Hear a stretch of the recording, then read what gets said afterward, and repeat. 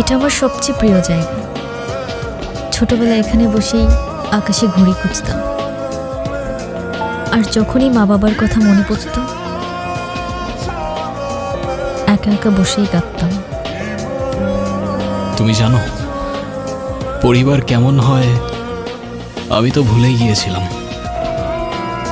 প্রথমবারের মতো যখন তোমার বাড়িতে ঢুকলাম না, সবাইকে দেখে কেমন যেন অদ্ভুত লাগছিল।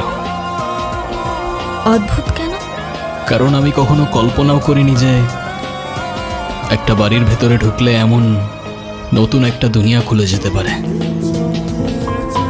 তোমার মামা যতই রাগ দেখাক, আমার কেন যেন মনে হয় তোমাকে অনেক ভালোবাসেন উনি।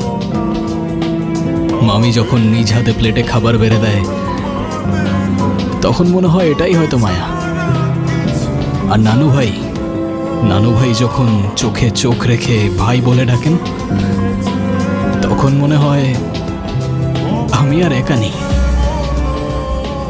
আমি তো শুধু অভিনয়ের নামে এসেছিলাম, এখন অভিনয় করতে করতে যে আমি তোমার পরিবারের মায়ায় পড়ে যাব সেটা আমি বুঝতে পারিনি।